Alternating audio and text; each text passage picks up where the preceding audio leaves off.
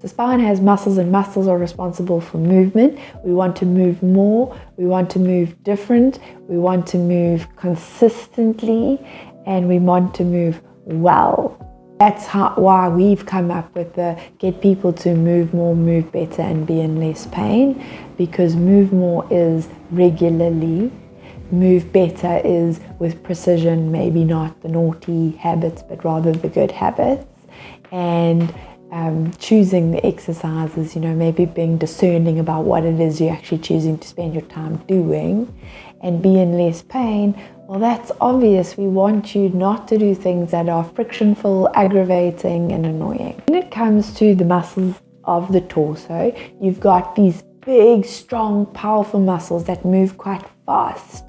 Things like the latissimus dorsi, like the six-pack in the front of the abdomen. There are obliques that brace and help you to support your body, but in contracting, there's a crispy exterior and a hardness of the body, and these are the movers and the shakers, all right? So they're the most outside muscles. As you get closer and closer towards the center of the body, we start to imagine that there are muscles that are really close and important and aligned with the spine, and they have more endurance, they fire for longer periods of time, they help you maintain your posture, and they run just on a low level, even keel, just doing the hard long graft to support you. And those muscles we like to think of as the core. There are some muscles that live more externally that act as endurance muscles to help stabilize you. But for the sake of you comprehending this, can we think of the outside of the body as this crispy exoskeleton with fast moving muscles, and then go towards your center with the core stabilizers. And so for the core, I'd like you to picture a cylinder. We have this cylindrical core, and on the top of the core is your diaphragm, so that moves up and down and helps you with breathing. And on the bottom of the floor is another diaphragm, but we call it the pelvic floor. So as the diaphragm, the thoracic diaphragm, moves into the abdomen on an inhale, so the pelvic floor softens, and then as you exhale, the pelvic floor lifts up and the diaphragm comes up into the chest cavity, expelling air out of your body. Okay, that might be a light bulb moment for some of us, and it might be over our heads for the rest of us, but there's this ebb and flow of the core and the cylinder having pressure being managed as you inhale and exhale. So that's something that's really pivotal in your rehab process. You have to work on your breathing. You have to learn to breathe with the thoracic diaphragm, because that will help stretch the pelvic floor.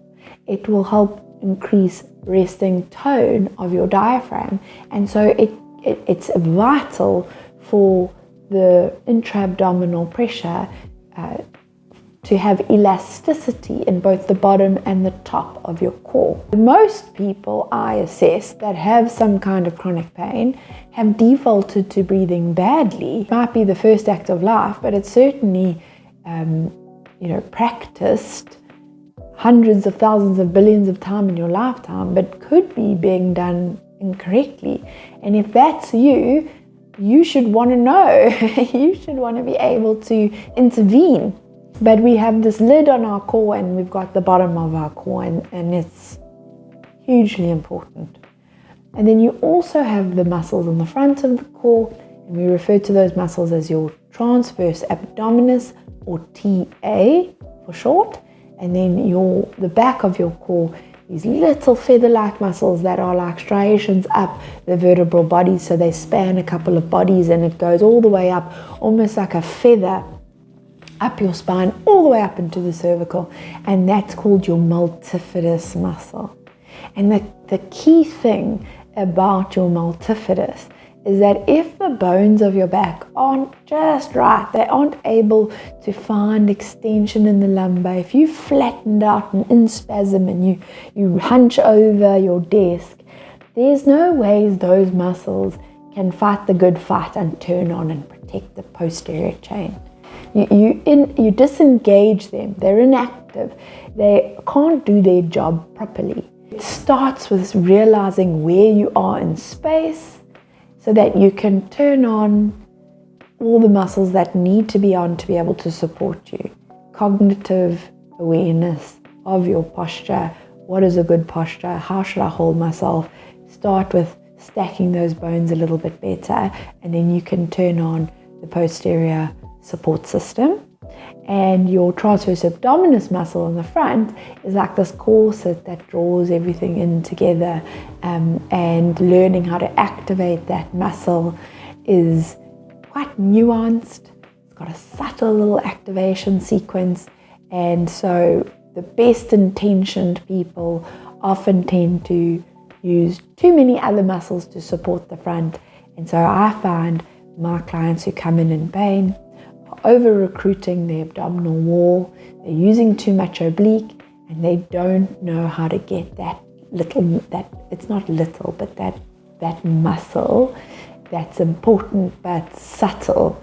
Those are the 4 key muscles that we need to reform and transform in your body to be able to endure a full day of activities.